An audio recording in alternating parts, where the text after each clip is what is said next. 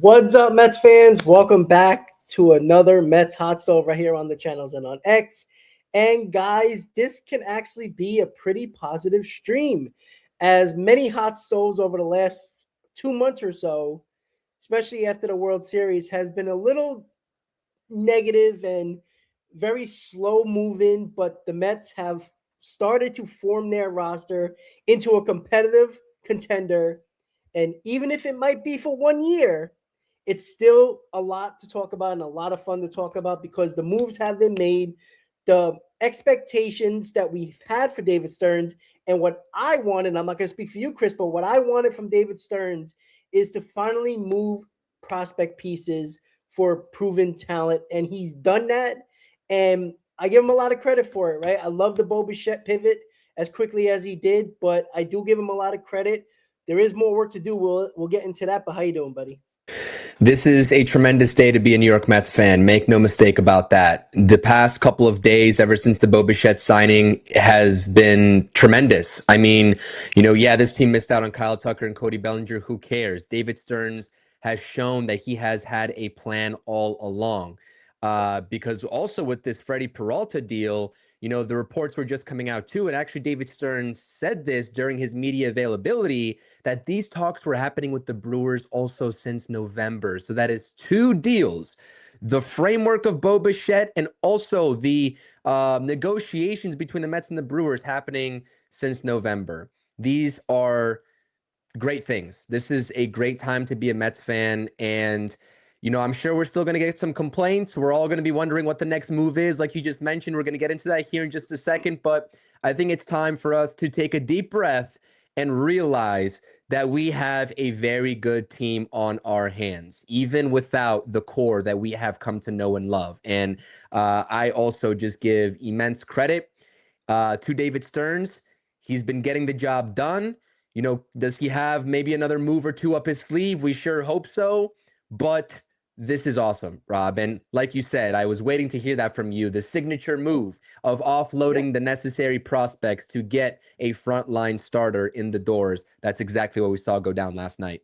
And look, the whole process was they got rid of two infielders, even though Cunha wasn't really a prospect anymore. I mean, he kind of was, but he was, in that weird middle ground of being a professional MLB player and a prospect. It was just he was a bench player. Let's be honest about that. And he wasn't going to be able to, with Mauricio still being here, Mauricio could take that spot with no problem.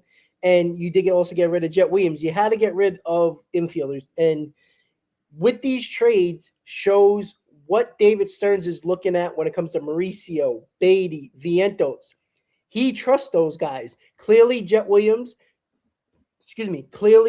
Angel Acuna were expendable.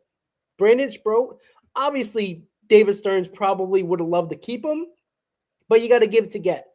And if you saw Pat Randazzo's tweet, he believes Freddy Peralta is very willing to sign an extension with the Mets, which makes that trade a little bit more, appealing and, a little bit more positive for some people who were kind of on the fence about that trade and trading Jet Williams and Brandon Sproat. And let's get our thoughts on the trade itself, right?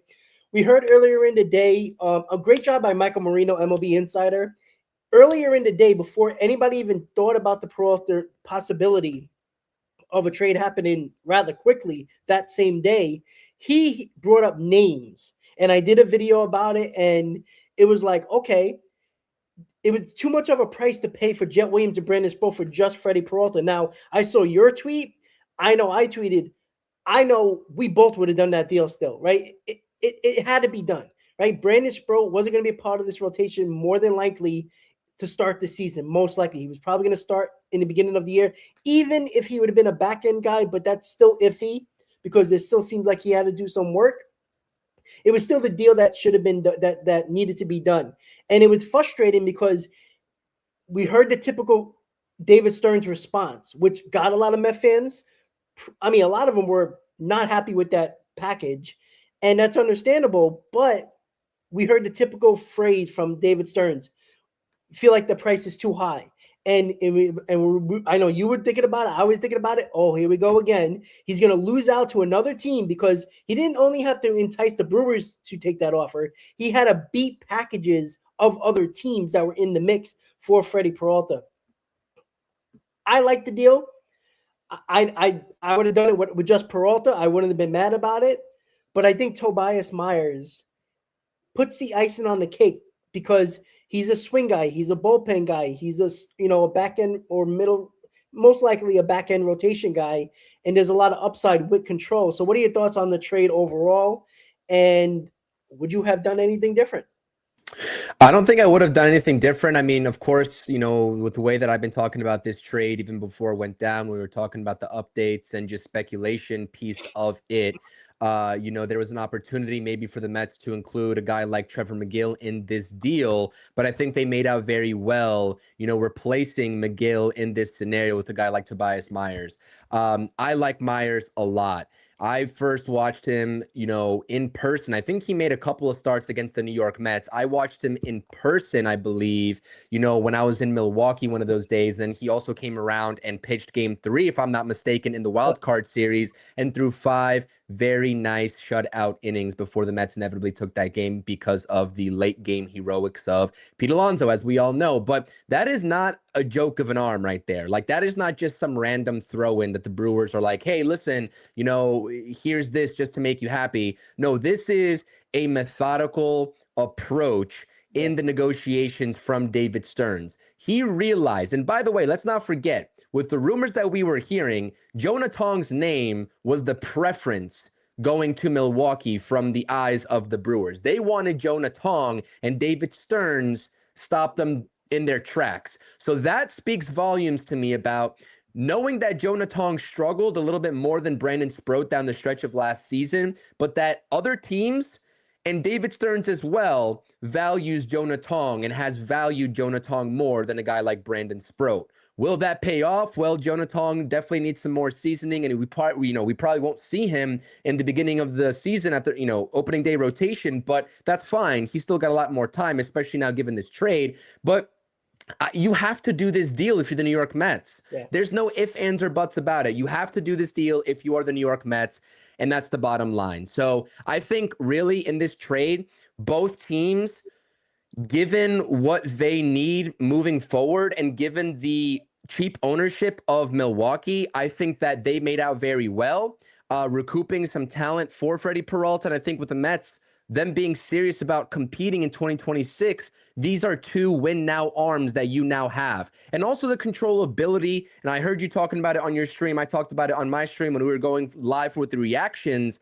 of the Tobias Myers, Freddy Peralta deal, is that Tobias Myers has like 4 years of control left. He's 27 years old. He's a hybrid arm. You can slot him in, as maybe like a 4 in your rotation.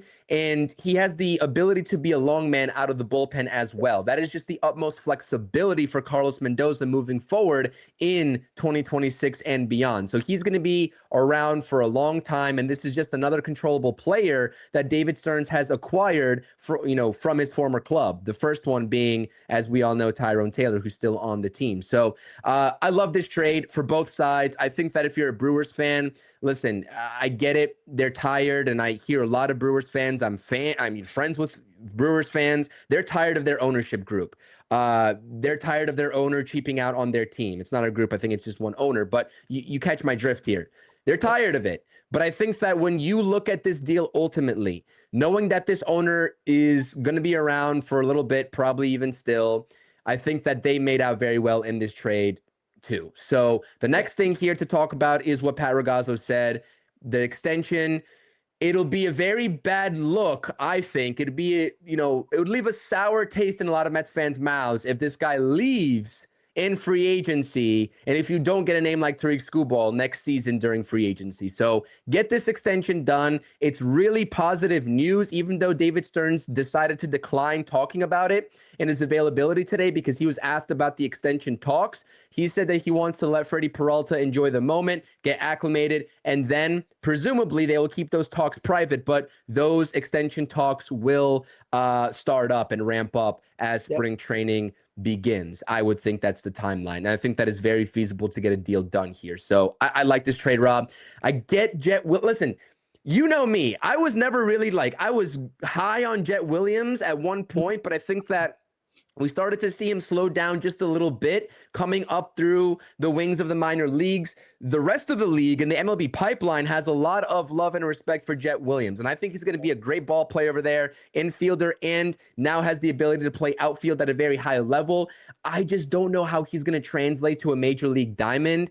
And that was always a question mark for me. And I'm glad that we get the proven talent in this scenario and we can watch how he translates to the diamond in a different uniform, because we fulfilled the need of what we needed in this rotation. So that's my take on that. I know that, fans have this infatuation with all these prospects. There are a lot of prospect huggers, and I understand it because the young talent is exciting, but there's still a lot of young talent coming up even in 2026 and beyond. So that's my take on that. I like this trade for both sides, really. Yeah, and look, when it comes to Jet Williams, and I know a lot of people are high on him, the fact is, you still have Mauricio, Beatty, and Vientos here that are blocking him, along with Carson Benj, who is getting the opportunity. We got to remember, Jet Williams has been here longer than Carson Benj in his farm system. Jet Williams had every opportunity to be what Carson Benj is right now and get the opportunity. Benj passed him up. So that's on Jet Williams. That's on nobody else. That's not the Mets' fault. That is on Jet Williams. Injuries, I know it sucks sometimes, but he also didn't perform as well as he should have.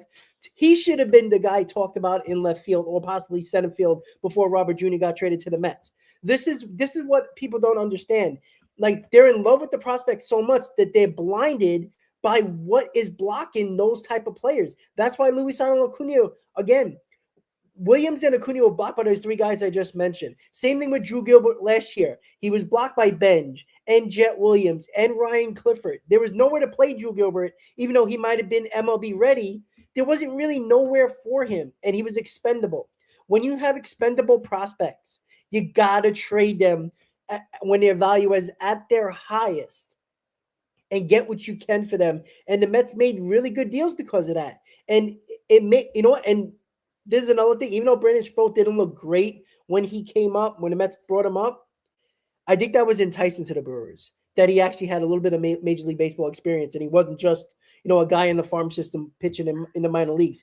Because look what Tobias Myers is, right? If you look at Sproat and Myers, and somebody said it in the chat, I think it was Patrick, if I'm not mistaken, where Brandon Sproat, remember how they tried him out as a long man in the bullpen as well, and try to be that hybrid pitcher, can spot start but be in the bullpen as well. And he failed tremendously in the minors when they threw him in the bullpen and they scratched that idea. Well, Tobias Myers did good in both, as a rotation arm and as a bullpen arm. So the Mets can use him any way they see fit, especially if they find a suitor for a David Peterson or a Kodai Senga. I still think David Peterson is worth keeping, only because he's in a contract year and I think he's going to have a good season. I think Kodai Senga is gone. I truly believe that when it comes to the Mets, the way they're just not even bothering to speak about Kodai Senga at all. And by the way, they brought up, I know WFN, not a lot of people like what goes on there, but they did bring up a good point that Freddy Peralta has really good numbers on regular rest. And when he has extra rest, his numbers are inflated. So that's something to think about if Kodai Senga is going to be in this rotation. But yeah, overall, it's a fair deal on both sides. And for everybody who didn't hear Chris says they're fed up with the owner. That is an owner that has a team that had the best record last year in baseball, that has made the playoffs, 8 out of the last 10 years, and they're fed up with their owner. So when I tell you that just making the playoffs becomes dry to fans, that's reality. We don't want to just make the playoffs. I want to make that clear. Yes, it's cute in the moment. It's fun in the moment. But when you constantly lose in the postseason and you don't get further in the postseason and you don't win a World Series, postseason appearances get dry. And that is something that Met fans have to realize. It's not about sustained success in the postseason to get to the postseason. It's winning a World Series, Chris. Yeah, the Mets have to get there first and foremost, but I do agree with you, and I can definitely vouch for what I just said and what you just said, because like I said, I know quite a few Brewers fans, and I was speaking to them all last season amidst their great run to the best record in baseball. And the sentiment in the back of their minds was even still, we know how this is going to end up, right? We might win a series, but we're not getting to the World Series. And they knew that because their roster on paper is good. They're pesky, they're scrappy, but that only takes you so far. They lack still in their lineup power. They lack a lot of things. And, I don't know. I agree with you, though. They are a successful organization until it gets to the playoffs, and those fans already know what it is. And so, therefore, I do agree with you. At some point, it does get stale just to make the playoffs and know that you are going to be a one and done or two series and done. So, the Mets have a roster that is a little bit more flexible, I think, right now on both sides of the ball, especially with the lineup. They have guys that are scrappy. Of course, you still have to wonder what's going to go down in the bottom of the lineup, right? I mean, you're relying on bounce back seasons from Alvarez. We'll see if Beatty, at this point, if he sticks around, which I think there's a very good chance that he will stick around, you're relying on him to go ahead and continue the success from 2025. I'm not saying it's impossible, but if he takes a step back, are you going to keep the insurance of Mark Vientos on the team? Are you talking about a trade of Vientos this offseason too for some relief help?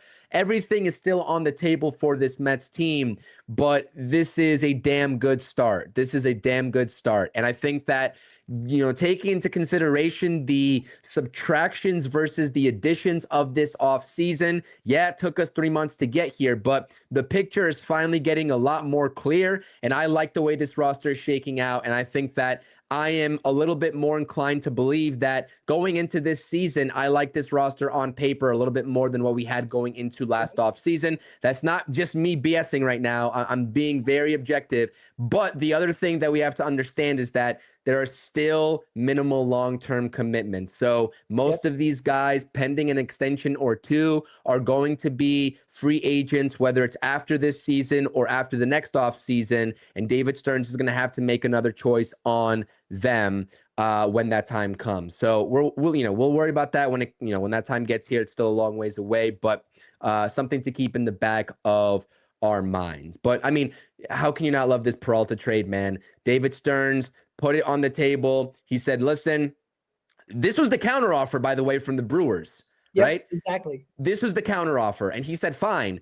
But the fact that I'm still like mesmerized that he was able to get Tobias Myers in this deal, because I don't think people understand how good of an arm this guy is. He's electric. He shows passion. He's just an energetic player. And I absolutely love that to add onto this ball club. So, Peralta, we know what we're going to get. An innings eater, 170 plus innings over the past 3 seasons, 200 plus strikeouts over the past 3 seasons, each two. We know what we're getting from him, but I want to make sure that fans realize and understand what we are also getting with Tobias Myers. And that's why they paid the price of, Brandon Sproat and Jet Williams in this deal. Oh, and by the way, this Mets farm system is definitely still a consensus top 10, maybe even a top 5 farm system, even given the subtractions of Brandon Sproat and Jet Williams. AJ Ewing, he does lack the power. Like Jet Williams had at least some hope with the power. AJ Ewing, not so much with what we've seen across the 3 different levels that he appeared in 2025, but a damn good ball player. I think he hit 400 and A ball. He had 288 and high A ball and 339, I think, in a short stint in double A. He is the number 5 overall prospect in this Mets farm system. And according to Baseball America, he cracked the top 100 in their list. So he is putting everybody right on notice that he is coming up and he can be that Jet Williams replacement. And this farm system was so deep to begin with that, losing these guys hurts in the grand scheme of things, but you don't take that much of a hit. This is not like, the Yankees or some other, farm system that is just not as good, trading away a top prospect and then all of a sudden they're decimated, right? Then they have nobody to fill in. This is not the same situation. So, I get it. The prospects are the prospects, but this was a necessary move. That's it. That's the bottom line. Yeah. And you said something, in regards to that the Brewers were so desperate to get rid of Peralta that they went back with basically a counter of the Mets players to saying, hey, what about this deal? It shows that the Mets deal was superior to everybody else, and the Brewers wanted to get it done with the Mets. Like, I don't think anybody else had a closer deal and better prospects. I think that was the why this happened so quickly was Brewers had nobody else that was competitive enough of an offer than the Mets actually, that the Brewers talked about with the Mets. And that's a good sign. And again, when we talk about David Stearns and when people now say that it's a masterclass, the Tobias Myers is a masterclass what he did. It's the same thing with Adrian Hauser and Tyrone Taylor. Like Tyrone Taylor ended up being the better overall. Now, let's hope that Tobias Myers isn't better than Freddy Peralta, at least this year, right? But Tyrone Taylor ended up being the, a legitimate player for this roster and for this team other than Adrian Hauser. But I think Tobias Myers, I keep on saying Tobias Harris. I don't know why, but Tobias Myers is a guy that is going to surprise a lot of people, as you said, Chris. So, yeah. And look, extension is important, but I think we have to not worry about down the road, right?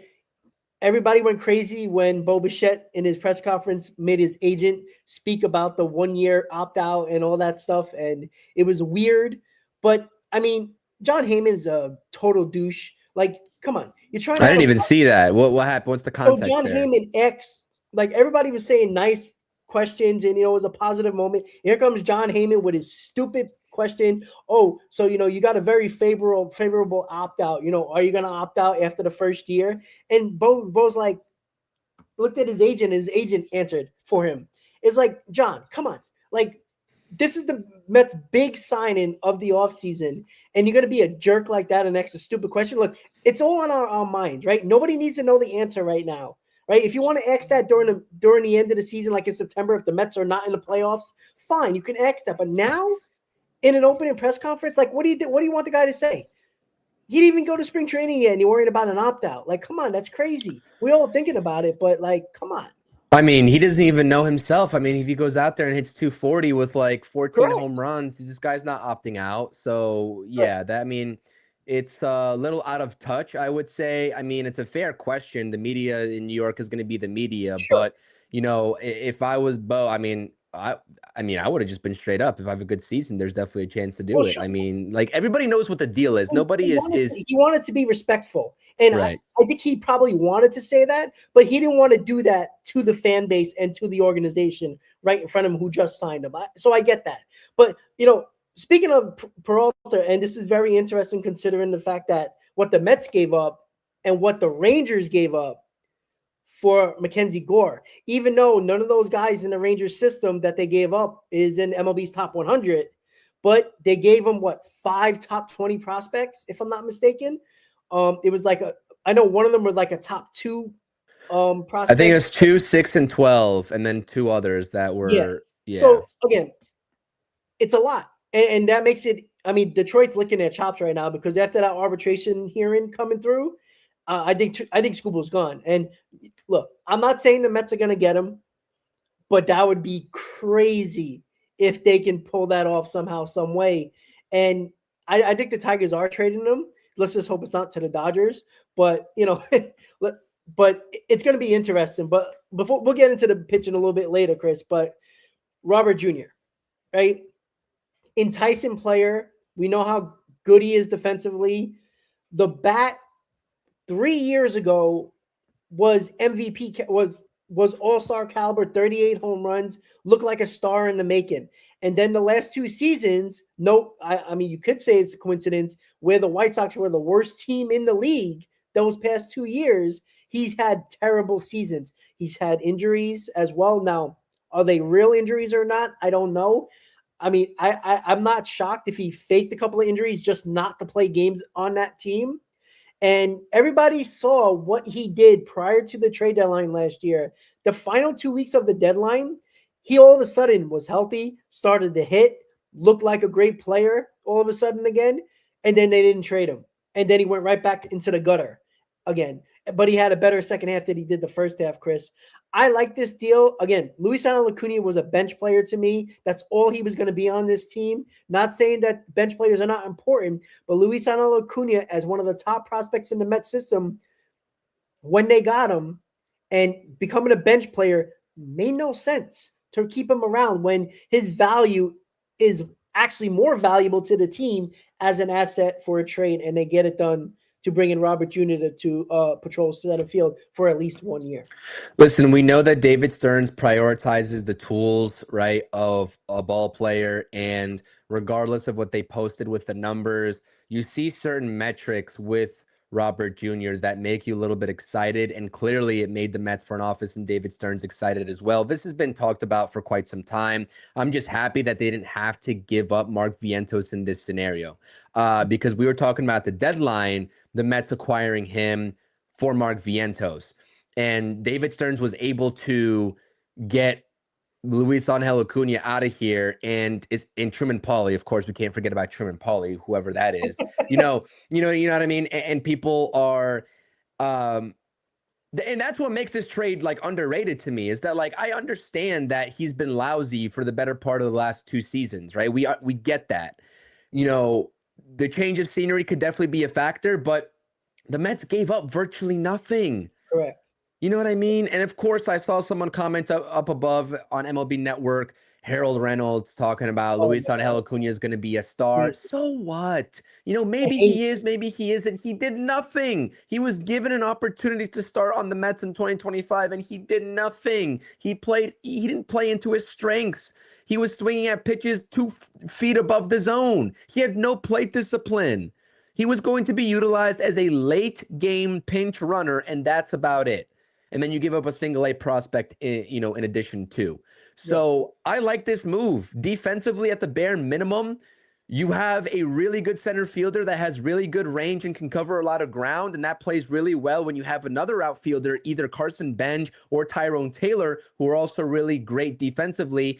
And this guy mashes lefties, so I don't think he's going to be starting every day. I think there's an opportunity, especially if you bring in one more outfielder, and we should also talk about that. If the Mets are going to be bringing in one more veteran outfielder, you have an opportunity to platoon him and have him go up against left-handed pitching. Now, we all know how I feel about the platoon. Like, that's not the favorable thing for me, but I just don't think that you can entrust Robert Jr. to be an everyday starter until he proves otherwise. But this is a guy that can he could be a 25-25 candidate, 25 home runs, 25 plus stolen bases. That is his upside. And if the Mets get anything close to that, this is a steal. And by the way, the Mets have the option to pick up his club option if he has a great season and keep him around for 2027. So that is in the Mets' favor too. So I get that people are upset that, he's more of a question mark than, let's say, Cody Bellinger would have been. Sure. But I think that the Mets were holding firm on a price for Cody Bellinger, and they understood, they caught wind that they really wanted the years from Scott Boras, and they said, listen, we're not going to wait around. We're not matching anything close to the 5 years that the Yankees are offering you, and we're going to pivot quickly. And I like it. I respect it. I can appreciate the plan. I really do. So I think that he's going to be a really good addition to this lineup, but he doesn't have to play every day. He does not have to play every day. And I don't want to hear about $20 million the Mets are paying his whole contract. The Mets don't give a shit about the payroll for the next year or two. They could care less. This is not our money as fans. This is not. This is Steve Cohen and David Stearns and the budget that Steve Cohen has set. Yeah. And if you're talking about a CBA kicking in, right, if there is any sort of cap, I'm not saying there's going to be, but there's a potential that there is. Why would you not just go for it right now when you have one of the richest owners in baseball? So I can't stand Mets fans coming to, all these discussions talking about, well, they're paying $20 million for Robert Jr. and that's just ridiculous. Who cares? Who cares? If this guy produces 2020, it's worth it right then and there. Right. So yeah, that's the one thing that I just can't stand with these talks about Robert Jr. It's hard to have like an intelligent conversation with people that bring up the money aspect when it's very clear that the Mets do not care about the money. They don't care about it. So stop talking about it. That's my 2 cents right there. That's just my opinion. But yeah, I like the trade. And if the Mets had given up more than what they gave up, then maybe I would have said, maybe not worth it. But given the return, how can you not like it? How can you not like it? That's my take on that. Correct. Like if it was Vientos, right? We've seen Vientos do damage on this team. We see him have that potential. That is a possibility. Like he had a bad season last year and still hit 18 home runs. Like there's an enticement to Vientos of what he could still be with the bat. And maybe more people would have had an argument if it was Vientos for Luis Robert Jr. and paying the $20 million. But again, for a bench player in Acuna, who, like you said, Chris, and I was not a big fan of this, they basically gave Acuna the job at second base when McNeil was hurt and Beatty was just shit in the bed early in the season. Acuna had the second base job, and he blew it. He blew it. He allowed Jeff McNeil to come back from injury and take the job, and then Brett Beatty came back and basically overran him as well. This is what you have to look at when you look at a trade. How valuable is Acuna compared to what Robert Jr. could be in value to this team? There is no doubt about it. If Acuna becomes a better player or Robert Jr. becomes a better player, who do you want on this team? Because Acuna being a better player will still be a bench player. Robert Jr., if he becomes what he was or close, even 2020, like you said, it's all worth it. And even if he's not, we didn't give up nothing except for money. And Acuna is going to, even if he becomes great, he's playing for the White Sox in another league. We're not worried about that right now, right? He isn't on the Braves. He isn't on any National League team that's a contender. He's on the White Sox, and they can't get out of their own way. So Acuna is there now, and it is what it is. Right now, the roster's coming together. There's still work to do, and I'm happy with, what Robert Jr. just brings with speed and defense. And we'll see what he does in this lineup overall. And it is a much better lineup than what he had with the White Sox the past 2 seasons. So I think that's another thing to look forward to as well. He might see more pitches to hit as well. Maybe he felt the pressure of being the guy when he does not have to be the guy here. That's a huge difference. And he is going to get rejuvenated, finally leaving the White Sox. So talking about other outfielders, right? Hayes, Nootbaar. Do you see those two guys as a potential fit for the Mets in left field so you can ease Carson Bench in spring training instead of just rushing him to be the starter in left field? Unless he goes crazy, you can still leave Hayes or Nootbaar on the bench. Yeah, of course. Of course, I can definitely see that happening. I can also, this was actually an interesting conversation that I saw from that was happening over on Mets Weekly with Carson, talking about Starling Marte and that situation about reuniting with Marte. I don't want that to happen, but I can definitely see, especially being a glue guy in, on the Mets team in 2025 and the connections with Soto, them making that happen. But if the Mets just don't want to rush, Carson Bench right away, a veteran outfielder is 100% in play here. And especially one that is going to be willing to take a 1-year deal, because I don't think they're going to trade for one at this point. It wouldn't make sense to give up assets for that, especially when you have a couple of free agents on the market. I know a lot of people will laugh at the Austin Hayes, I guess, situation, but now that you have Robert Jr. in the doors, I think that it makes a whole lot more sense and it provides you that insurance too. So yeah, I can definitely see that. Lars Nootbaar, I don't know too much about. Harrison Bader, I don't think is in play now, because I think Harrison Bader, with the season that he's coming off of, is going to be taking a multi-year deal. And I don't think the Mets are going to be, even thinking twice about that. So a guy like Austin Hayes that, is going to be willing to take a 1-year deal potentially is a lot more up the alley of what David Stearns wants. And I think Marte also would take a 1-year deal given his age too. So I don't want to see the Marte, I guess, reuniting with the Mets. I don't want to see that situation play out, but I would not hate it. I wouldn't hate the move, and I would understand it. So we'll see what happens there.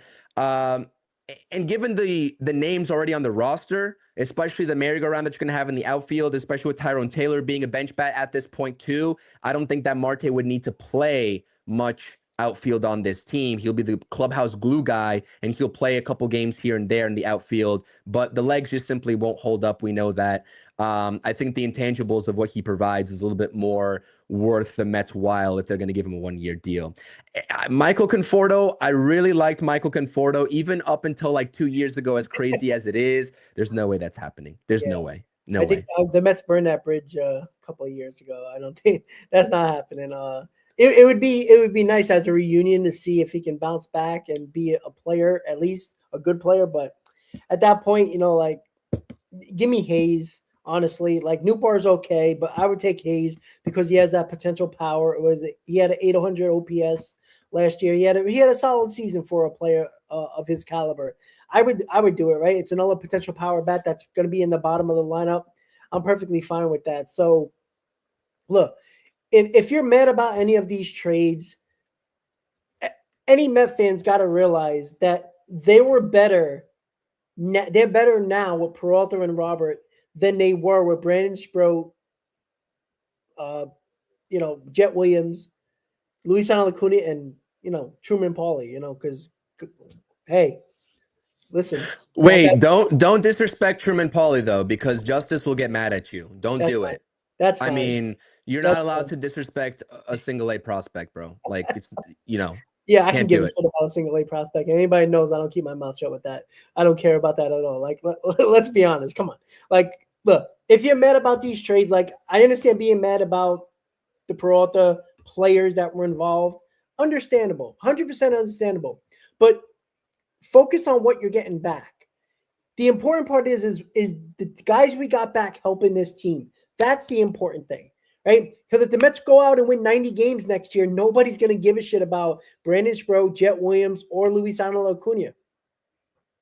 That's it. It's just a fact. So, people are going way too overboard with some of this, and it's not. It's a small percentage, but it's the percentage that nobody that seems to not want to win and would just rather complain about the prospects that we gave up than anything else. Because you know what's going to happen, right? Luis Roberts goes 0 for 4, and Luis Acuna gets 2 base hits and steals 3 bases. Everybody will be like, "Oh my God, look what we gave up for Robert Jr." We know that's going to happen. We all know that's going to happen. Peralta, gives up 9 runs in 1 game. Everybody's going to be like, "Oh, look what Jet Williams did. Look what Brandon Sproat did with the Brewers in 1 game." So it's understandable, but it is what it is. We got better today. And by the way, guys, we actually have a better rotation than last year. How about that? Imagine if we had competence at the top of our rotation last year that was worth actually talking about, who are actually stoppers in Freddy Peralta and Nolan McLean. You know how many more games we would have won? We probably would have easily made the playoffs last year. But the Mets decided not to worry about the starting rotation and embarrass themselves. So with the top of the rotation, it's so much better that I don't think the Mets need to be a juggernaut offensively, to be quite honest with you. Last year, what did they score? 4.5 runs per game last year with all that top-heavy numbers from all the guys that are not here anymore except for Lindor and Soto? And we won 83 games, right? This lineup is so spread out now, and that's just if they stop at this point with the lineup. If they bring in Hayes, it's just that much longer. And that's the beauty of this Robert Jr. trade, bringing in Bo Bichette. It's stretched out longer. It's 1 through 6, even 1 through 7. If you really want to, pick at the lineup a little bit. If Chris, you want to talk about the lineup a little bit, just to have an idea of, like Polanco, Simeon. I mean, I was gonna text you earlier and say, you know what, let's try to put a lineup together. But I guess we can spitball it at this point. But with all the guys that have like 1 through 6.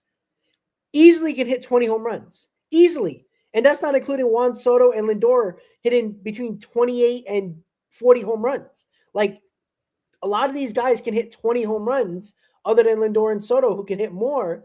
But you can have 1 through 6 that's 20-plus home runs easily. And that's not including Vientos, who might be DHing. It's not including Francisco Alvarez, who is a possibility as well. And even if Austin Hayes, or let's say, right at this moment, Carson Benj is a guy that can hit, let's say, 15 home runs this year. So the potential of Vientos being a 20 home run guy with his eyes closed, and the potential of Francisco Alvarez bouncing back offensively, this lineup is so deep that it's not an easy out anywhere in this lineup anymore. That's the beauty of it right now.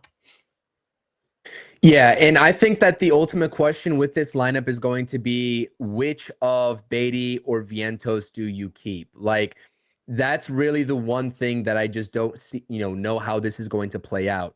And so I think the top three are pretty much going to be set in stone right now, barring anything unforeseen, right? It's going to be Lindor, Soto, Bichette, and then you're really going to have to play around with that four spot, whether it's Polanco, whether you keep a guy around like a Mark Vientos. Um, I think Beatty slots in as more of a viable 5-hole hitter, but then you're talking about the lower stages of your lineup and really needing some production there. Hopefully, Benj is that catalyst. And hopefully he goes out there if the Mets allow him to be on the 26-man roster opening day. I don't think he's going to be on the roster and not start. That's just my humble opinion. Yeah. Ben just starting if he's on the roster, and that's a big if. So if he's there, hopefully he's able to provide that insurance in the back end of the lineup. But can Marcus Semien turn around and have a better offensive campaign given a change of scenery than he did last season? And Alvarez, man, I really hope that Francisco Alvarez is able to have a season where he is finally healthy, because there were spurts in 2025 where Alvarez looked like he was figuring it out. Coming back from injury especially, he had that short stint where they sent him down to AAA to fine-tune some things, and he looked like he took it personally and came back with a vengeance. And then the unfortunate injury happened. So I think Alvy is going to be probably hitting 7 in this lineup. Simeon's probably going to be your 8-hole hitter. And then depending between Tyrone Taylor and Carson Bench, whoever's playing left field, maybe even a veteran there, like we mentioned before, the names that we just mentioned 5 minutes ago, maybe one of them is batting 9th. And that's how I see this lineup playing out. Now, the other question here is, is this lineup better than what it was last season? You basically replaced the production of Pete Alonso with Bichette and Polanco. Now you're banking on Benj and Robert Jr. to replace the production of a guy like Brandon Nimmo. And that's the bigger question mark of how this lineup stacks up to last year's lineup, in my humble opinion. But if Carson Bench is as good as advertised and as good as I think he's going to be, this is one prospect that I've been looking forward to. He's an all-fields hitter. He has gap-to-gap power, and he has a lot of power in general to him. And he plays good defense. So I think that if Carson Bench is able to come up and make an immediate contribution, and if he is as good as advertised, this lineup is better going into this season than 2025 was. So I'm still waiting to see the decision, right? Is he going to be here or is he not? And I think that with Vientos, he's not sniffing. If he sticks around, he's not sniffing the field whatsoever. So then you have to find a workaround to the trio of Vientos, Polanco, and Brett Beatty for the DH spot. Yeah. Beatty and Polanco can platoon at first base, and then whoever is not playing first base of those two is probably going to be getting reps at DH. What is the platoon going to look like there? Because, like I mentioned, I don't think that if you need an infielder on your bench, I don't think that Vientos is the guy to keep on your bench to be that utility infielder, right? Because the glove is just simply not there. You have trade potential. I know he's coming off of a relatively down year, but Vientos' trade value is still pretty high, I would have to imagine. He can go to an American League team and DH somewhere. He can go somewhere and play first base, I think, even still too. So yeah. I would think that Vientos at this point is the odd man out. If they decide to move him, I would also expect the Mets to go out there and sign a veteran infielder to backfill and play that bench role should anything happen there. So, but this bench even still is looking good, man. Ronnie Mauricio, Luis Torrens, Tyrone Taylor, that's a pretty solid bench, Rob. I am willing to go into 2026 with that configuration, with the starting 9 and that bench. You'll have another decision to make for the 4th bench spot, but I think that's what spring training's for, to see who wins that job.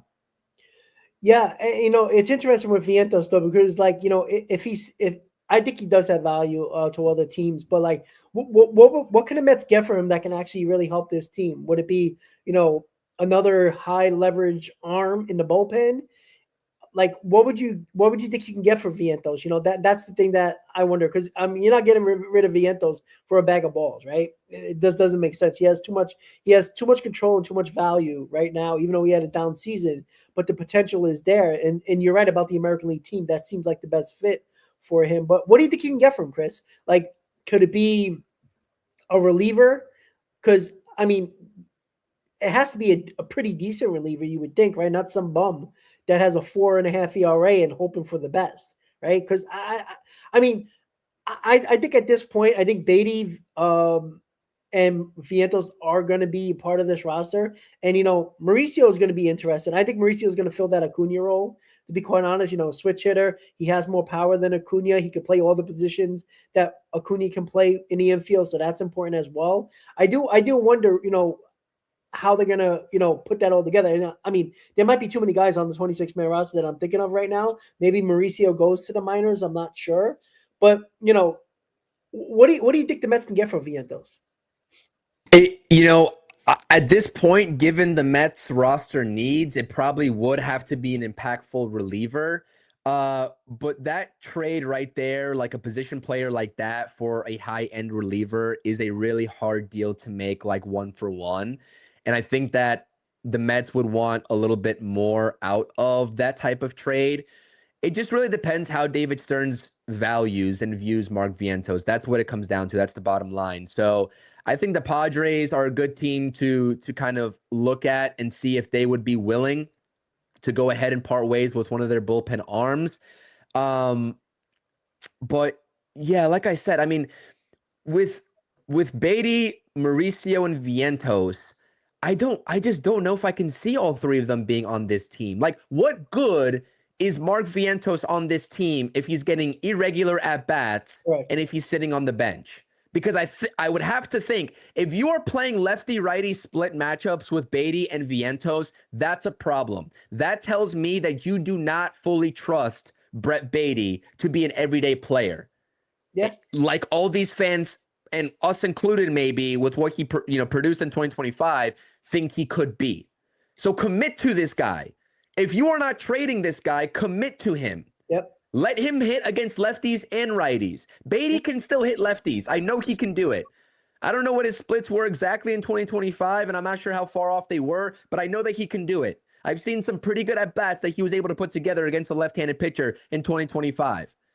And so to take away at-bats from him to play the platoon matchup is just not a good idea, in my humble opinion. So if that's the case, commit to one of these guys, because at the very minimum, Mauricio would be your insurance there. Or you trade Ronnie Mauricio for some bullpen help. Oh, You probably yeah. won't get as much in return in the reliever market if you're targeting a reliever for, Ronnie Mauricio than you would for Mark Vientos, but that's still also an option too. I just can't see the Mets going into this season with all three, Mauricio, Beatty, and Vientos on this roster. I can't see it happening. Yeah, that's a good point. I'd put Beatty at first base. I would. Like, I don't trust Vientos to be a first baseman. I think he looks lost at first base, even though, he's had more reps at first base. I think Beatty can do it. I think he's tall. He's definitely tall enough to do it. He has the body type to play first base. Can he do it? I don't know. That's what spring training is for. You got to see these guys play. You would have to DH Polanco at that point if he's not playing first base, and Beatty is. That leaves Vientos on the bench, which I don't think is smart for the Mets to leave Vientos on the bench. And that's the problem. This is why, the complaint that I had last year was, having all these guys up made no sense because you weren't playing them every day. It didn't make sense. You were sitting guys that were hot because of platooning and matchups. It was just stupid. And I don't think you could do that with Beatty and Vientos. I don't think you can do that. I think Vientos needs to play every day. I think he does. And I don't know if he's going to get that opportunity here. I think Beatty still has the upper hand right now because we haven't heard a word about Vientos when it comes to the organization. All you've heard about Brett Beatty being a utility guy. He could play left field, third base, maybe some first. We haven't heard anything about the plan for Mark Vientos, which might be a little bit of a hint that maybe they are trying to get rid of Mark Vientos in a trade, or maybe another package for a trade for somebody else that we're not even thinking of. So that's a strong possibility as well. Because all we haven't heard about Mauricio, but that's kind of a thing where you could just throw him back in the minors. I think right now the Mets value Beatty more because of his versatility and the promise he showed last year. And unfortunately, in Vientos' case, bringing in Polanco, you know, was a sign of the Mets saying, "Hey, Vientos, this we did this because you didn't do your job." And again, we can't keep on hoarding these guys and keeping these guys around when they fail. Like we never learned our lesson with the core that constantly lost, but nobody cared because they were emotionally attached to the players. And it ended up being an 8-year run of losing. A couple of years here and there winning, but mostly choke jobs and losing seasons. You got to change that. And I think that goes for Vientos as well, Chris. We haven't heard much from Stearns alone from about Mark Vientos. It's been more about Beatty. So I wonder if Vientos is another trade piece that the Mets have in their holster to see if they can get something else in here of value. Because Vientos cannot sit on the bench. He does. He's not a bench player. He's not a guy to come up late in the game, ice cold, and hit a big home run or get a good at bat. He needs to play every day. I think we noticed that last year. So he needs to do something. And it's just a matter of time of do they believe that all these guys can be a part of this roster or something has to change. And Vientos might be the odd man out, unfortunately. The Mets did some good early work getting rid of some of their depth of players that won't play regularly in that Robert Jr. trade with Luis Angel Acuna. But you are correct. If David Stern sees fit, there are still trade potential candidates that are on this roster. Vientos is one of them, because I'm just going to assume for the longest time, if Brett Beatty didn't have the season that he had in 2025, he would be gone already. I guarantee you, he would be out of here. He saved his Mets career by finally figuring it out, right? So that's that. I'm operating under the assumption that the Mets like Beatty more than Vientos at their current level, especially with the defensive flexibility that you have with Beatty. You can play second, first, third, even left field if you really want him to, even though I would like for that to not happen. So you have Vientos, Senga, as you mentioned earlier. If you don't want these guys to pitch on an extra day of rest, Senga's going to have to basically be gone because with the way that this bullpen is now shaking out, you've added 2 bullpen pieces in Tobias Myers and Luis Garcia in the past day or so. So this bullpen is also getting crowded. I think they have room for one more, but it's still getting crowded. And we're talking about one more. We're talking about one more back end of the bullpen guy to complement Devin Williams, etc., and Luke Weaver. And then you have David Peterson. I know that you want to stand pat, basically, on David Peterson going into a contract year, and I get that as well, 100%. Maybe David Peterson starts off the season and he's trade bait come the deadline for a team that needs pitching. Or maybe the Mets need pitching at that point. Something drastic happens with their rotation, injury-wise. We hope that's not the case, and he sticks around. But I think he's expendable. And I don't think the Mets are going to give him a contract extension to David Peterson. So I would try to get some talent while you can for Peterson. But then you're running the risk. Actually, you're not really running the risk because you have a guy that in Tobias Myers that can fill in and produce honestly similar numbers than what David Peterson has provided you. So and as crazy as it sounds, if you ask me who I'd rather have in this rotation moving forward, Tobias Myers or David Peterson, I'm trading David Peterson all day, and you give me Tobias Myers in this rotation, I'm rolling with that, especially the numbers that he's produced over the past 2 seasons. So there's still a handful of names that the Mets can definitely make decisions on via trade. It's up to David Stearns to make that happen. One thing that Will Salmon did say is that the revamping of this roster from the perspective of David Stearns is almost complete. So I don't expect maybe major moves, especially as we move on to the Valdez topic. I think that might be an indication of what's to come there. But he said almost complete. He didn't say it's all the way complete. So that's why I do think that whether it's a major or maybe more so of a minor move, I think there's one more thing coming for the New York Mets, whether it's trade or free agent signing. So we'll Yeah. see. But that was unique wording from the perspective of Will Salmon, who is on the money covering the Mets, as we all know. He said the Yep. retooling or revamping of this team is almost complete after the Freddy Peralta trade. Yeah, and right before we get into Valdez, I want to say about Mets Knicks fan super chat. Thank you. We was a sixth in offense. If we stay in the top 10, I am good. We need good pitching. We was near last in pitching last year. I 100% agree with that. That's the obvious take, right? I don't think you need to be the best offense in baseball to win a lot of games.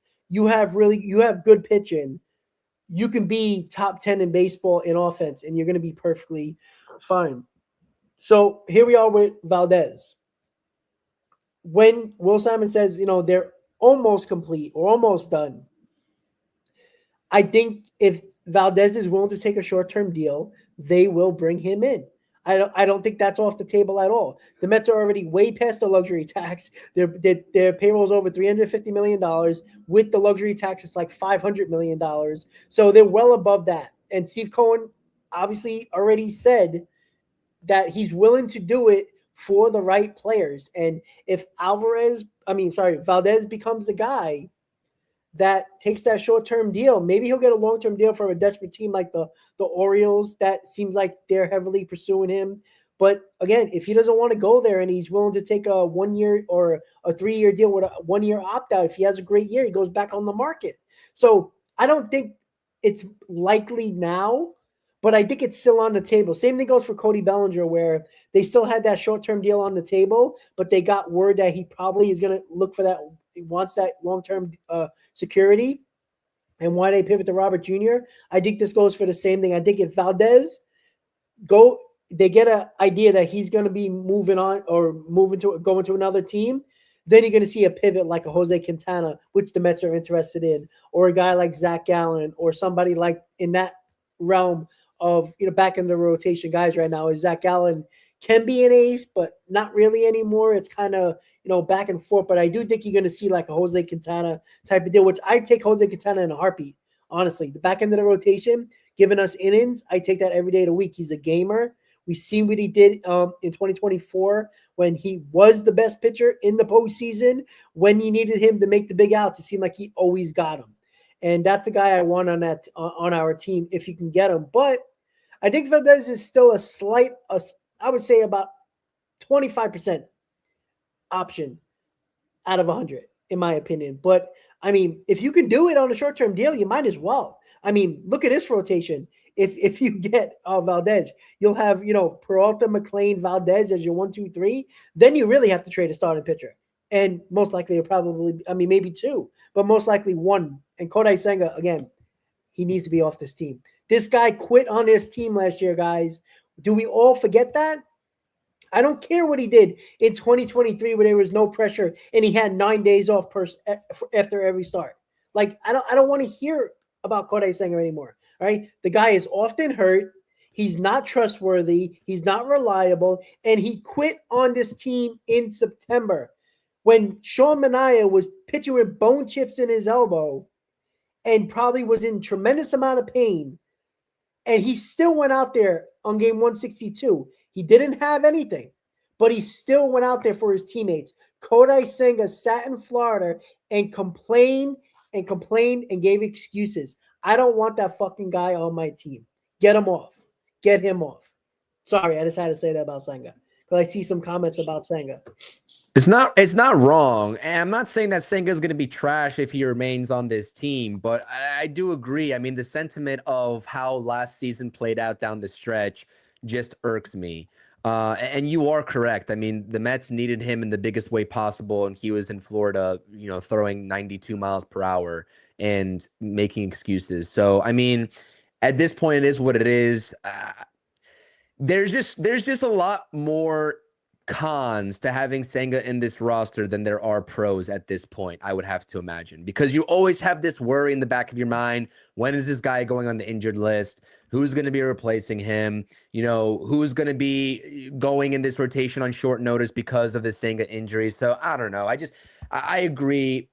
That's a type of player in his career that you probably saw the apex of what he would probably offer you statistically and there's really not much room to get better, in my opinion, from the perspective of Senga and the Mets. So, yeah, I agree with you there. I honestly do agree with you there. Yeah. So again, Oh, it's not. Oh, get it. I'm sorry. but Valdez, yeah, I don't think it's, we've seen some smoke. I want to talk about Valdez real quick because we've seen some smoke around the league. I think Bob Nightingale was one of the ones earlier today to talk about the Orioles really remaining in on another top starter. And from like the past couple weeks, 3 weeks, I want to say, we have seen the Mets and the Orioles being linked to Framber Valdez. We've heard, and you know what? Maybe that might be an indication that there's going to be some team that swoops in and gets the deal done that we don't even know of. But all we have heard publicly is the Mets and the Orioles for Framber Valdez. And I do think the Orioles will be desperate enough to add another starter to their rotation in a guy like Framber too. He gets to stay in the American League. So there's no league shifts and changes for him. So it makes all the sense in the world. I think I would give them the edge. Sure. If I'm the Mets and if I'm, we just said we're going for it in 2026, especially with the CBA coming up. Yeah, I'm taking Framber on my roster in my rotation all day long. Yep. Because as good as this rotation is now with the likes of Freddy Peralta, can you imagine a top three of Freddy, Framber, and Nolan McLean? I don't care who your number 4 and 5 are. That is probably going to be Manaea and Clay Holmes at that point. Who cares? That top three is awesome. But I just don't know. I mean, we talked about the QO implications of signing the second QO player. I don't think it happens, Rob. I would give it like less than a 30% chance at this point. Oh yeah, absolutely. But you know what though? With 190 innings from Valdez and 170 for Peralta, that's over 300 innings from two starters. I mean, that's what the Mets mean. Obviously, they need quality starts and good starts, but throwing those amount of innings saves your bullpen, man. Like people don't understand that. Like I talked about that all last season, that this starting rotation wasn't good to begin with, but there was too many guys that had too many, question marks when it comes to innings, and we burned out our bullpens in the first half and the additions in the second half because of the nonsense that this rotation pulled. You need innings. As much as you want quality pitching and really good pitching, right? The second biggest thing is innings. You need guys to eat innings. You can't throw your bullpen 5-6 deep every game and expect them to be good later in the season. Like they're going to break down. No bullpen arm is made for that. No bullpen can handle that. And that was obvious what happened in the first half and the second half with the New York Mets. So Peralta, 170 innings. I know some people complain, Chris, that I saw when I did that video prior to the trade that he's a 5 inning pitcher. Nonsense. He's not a 5 inning pitcher. The Brewers take their pitches out before the 6th inning more than any other team in baseball. Their philosophy is go to the bullpen after 5 innings. That is their motto. That is their philosophy. If you look at a lot of the games where they were taking Peralta out at 80 pitches, 75 pitches, they were taking them out after the 5th inning. Maybe 5 1/3, occasionally 5 2/3. This is what they do. So I'm not going by that. When he can throw 170 innings while your team's taking you out, that means that he's throwing enough innings to get through an entire season. And he's done it 3 years straight. It's not like it was only last year. So this is a guy that can give you 170 innings with ease. And I think he can give you more, especially in a contract year. Yeah, I'm not really worried about that talking point with Freddie, honestly. I'm just not, and for all the same reasons that you said too.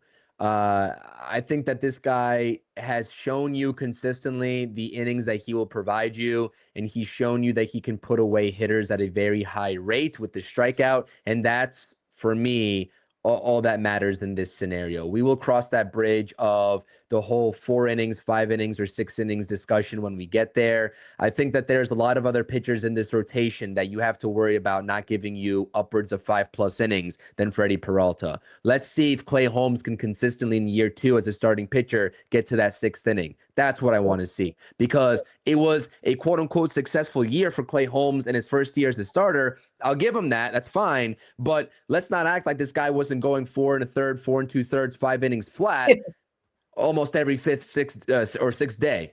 So my eyes are on Sean Manaea and Clay Holmes. Really, that's really what my who I'm watching in that scenario. So Freddy Peralta is the last guy that I'm worried about in this rotation moving forward. That's just as simple as that. Yeah, and Clay Holmes, throwing 170 plus innings last year is, he's never done that before. So we got to see if he can actually bounce back. I am concerned about, just like I was concerned about Sean Manaea after he throws so many innings before the Mets signed him. When the Mets signed him, I'm like, I don't trust it. And the same thing goes with Clay Holmes. We have no idea how he's going to bounce back after throwing that many innings. He might not be the same pitcher. It might take him a while. I don't know. So, that is why it was also important to bring in a top line starter here, because you don't need to rely on Clay Holmes heavily as you did last year. Now you can put him as your 3-4, depending on if the Mets bring in another starter or not. It just makes too much sense. You got to be careful with Clay Holmes. April and May is the time when you got to lower his innings as much as possible, because I don't trust that he can stay healthy coming off the most innings in his career. I worry about that for sure, but you know what? You also got to win games. So, if he doesn't do it, you got to figure out something else, because you can't, baby these guys. And when the going gets tough, oh, hey, we need 6 innings from you, and he can't do it. He pitched the game of his life in game 161. He saved our season. So I give him a ton of credit for that. But I don't know what the bounce back is going to be after 170 innings. Sean Manaea, I don't know what the hell we're going to get. He didn't have that surgery to remove the bone chips, which I didn't like. But again, that's his personal choice. It's his body to deal with. I don't know. Like, is he going to be, I would put Sean Manaea in the bullpen. I know it's $25 million. It's a lot of money in the bullpen, but I put him in the bullpen. I think he'll probably be healthier out of the bullpen.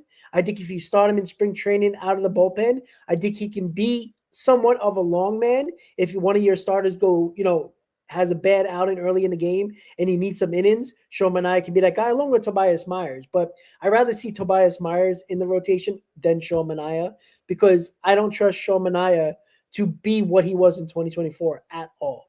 And that's unfortunate, but I don't believe he is. Yeah, I just don't see him starting in the bullpen, at least to open up this season. I think midway through, maybe that could be an option, but you paid this guy, what, $25 million, something along those lines in that 3-year deal that he took after that tremendous 2024 season. I just don't see them utilizing him for that reason out of the pen. I mean, it's a sunk cost at this point. I get it. They paid the money and they're responsible for it, but I think they're going to try to at least see what he has as a starter to begin the season. And you do have some depth. I see a lot of people talking about Jonah Tong. I mean, I think he's going to start the season off in the minor leagues. He's got some, fine tuning, and I think that, he definitely should be up at some point, maybe midway through, depending on how the rotation does. And you also have Christian Scott coming back. Listen, I think Christian Scott, he's definitely starting in the minor leagues. I mean, there's no ifs, ands, or buts there. I mean, you have to really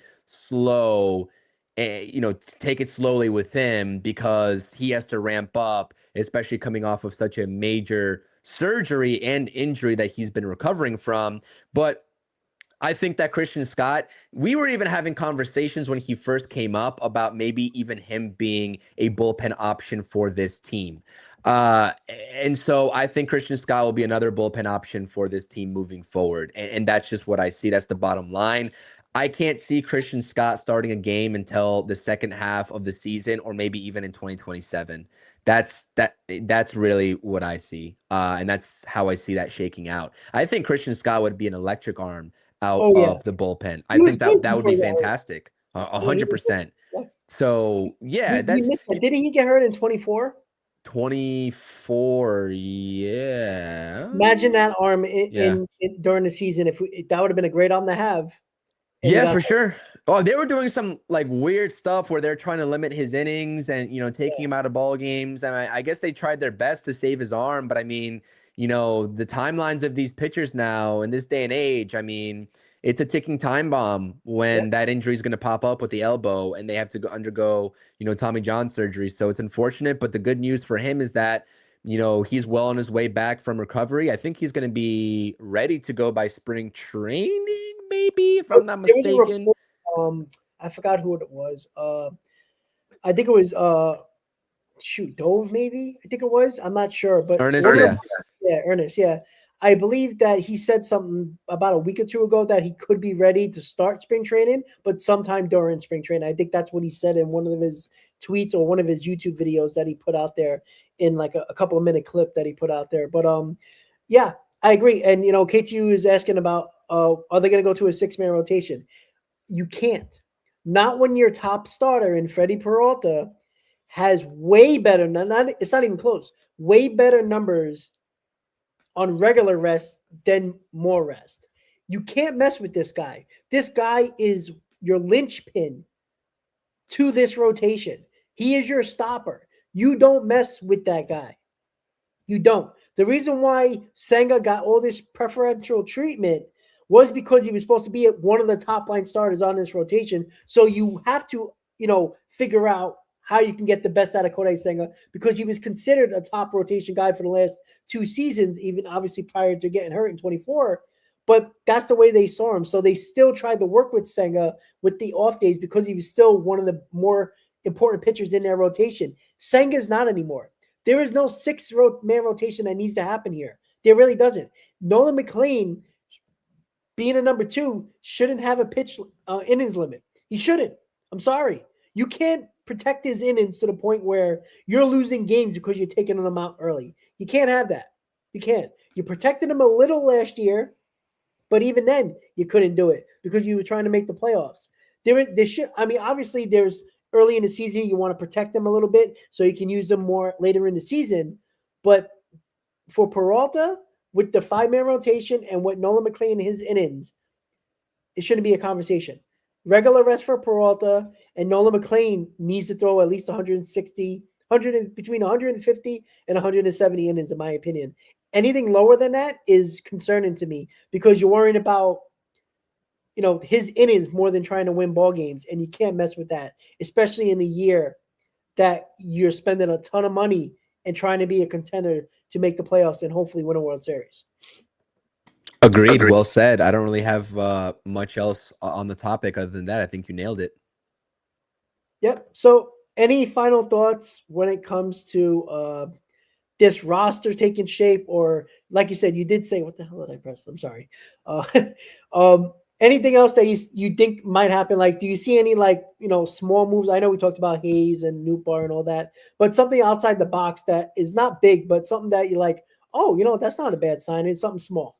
You know what? I know that this isn't a reliable source, but our good old friend, Hector Gomez had something to say about the New York Mets. It got my mind thinking because I wouldn't really be opposed to it. It's not like a guy like Framber, of course, but he said that the Mets could be eyeing a reunion with Jose Quintana. That's what he said. I like that. I would take Jose Quintana back on this team. You see what he posted in the Brewers uniform. Listen, the Mets should have re-signed him last offseason. I don't care what anybody says. There were a handful of people that didn't want him back. And guess what? If they had Jose Quintana that season, I guarantee you the rotation would have had a lot more insurance and things might have been a little bit different. I'm not saying that he's going to come here and be some sort of savior, but this is a guy that has been, around the league. He has familiarity with the Mets. He was on a tear with the Brewers to begin last season.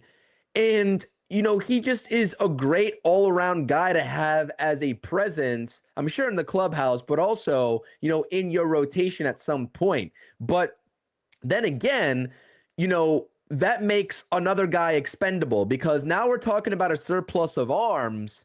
And then we're talking about maybe not seeing Jonah Tong or Christian Scott up in the big leagues at all in 2026, depending. So, I'll take the report with a grain of salt, but adding a guy like that, I would not be mad over, or mad at whatsoever. I mean, at least for the first half to see what happens with this Mets team, and then you can make a decision. You can trade him away. You can always DFA him, something like that. But, he posted a 3.96 ERA overall. The numbers skyrocketed for him in the second half in the Brewers uniform, but the first half was money.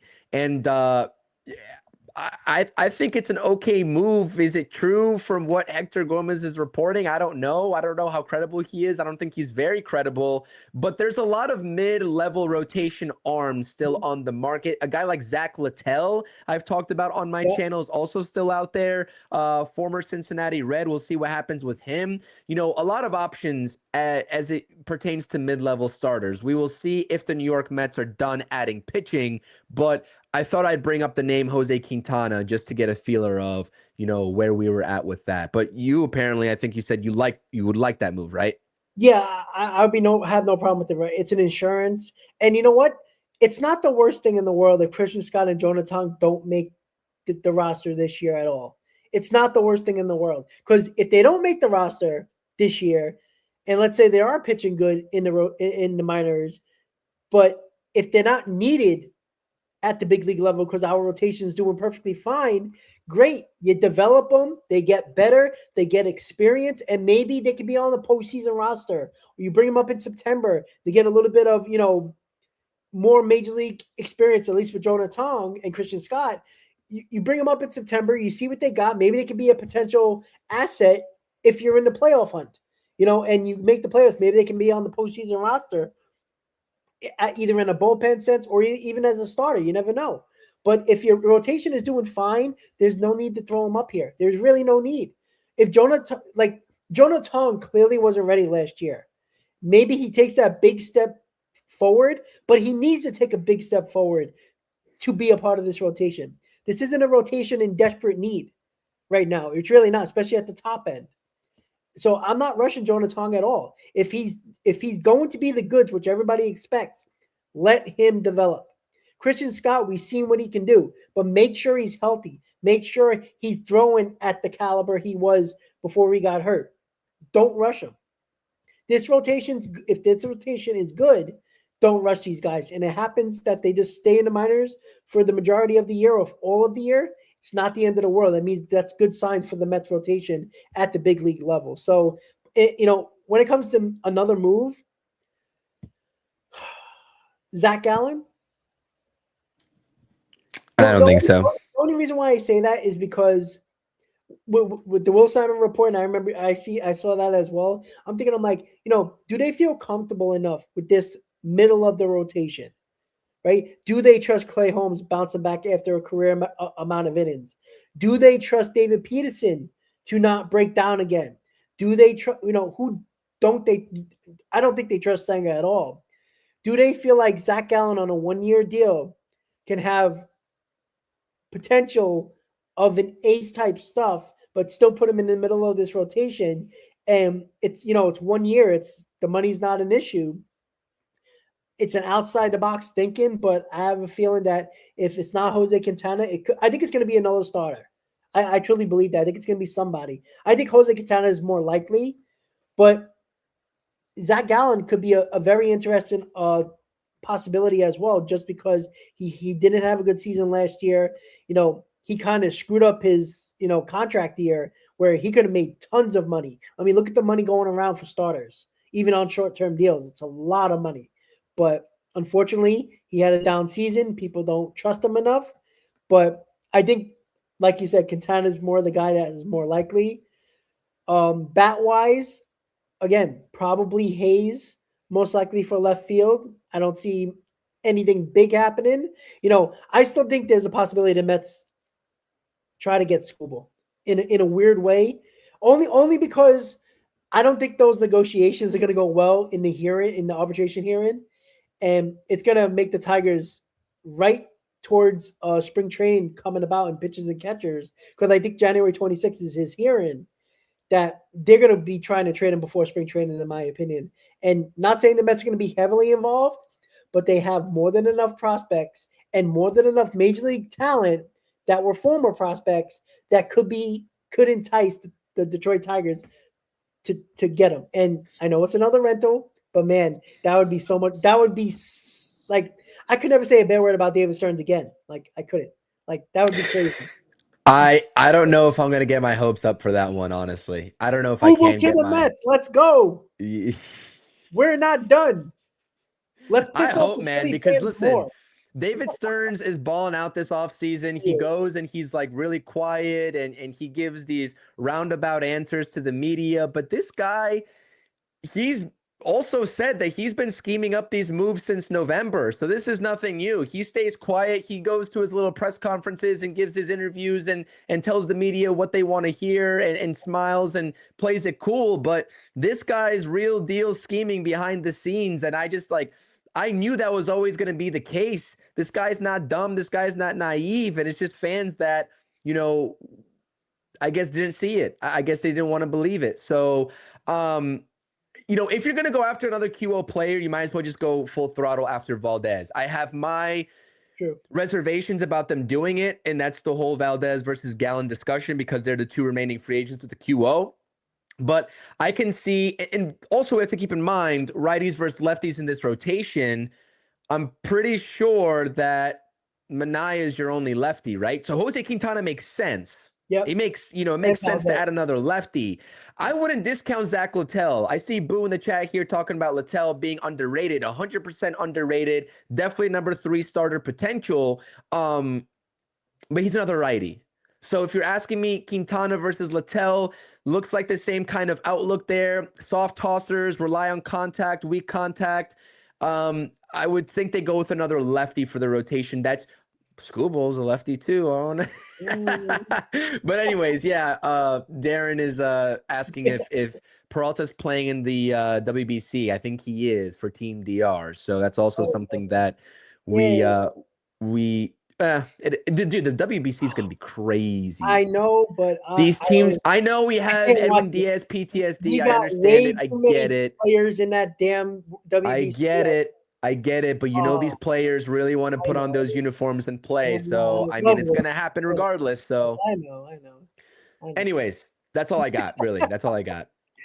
All right, guys. So that's another Mets hot stove in the books. Again, we're getting closer and closer to pitchers and catchers.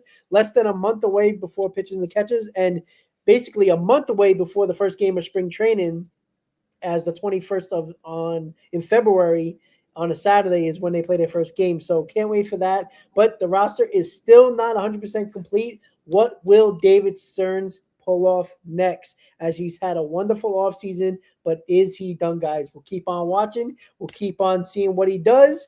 And thank you for watching, guys. Another Mets hot stuff. Have a great night, and let's go Mets. Let's go Mets.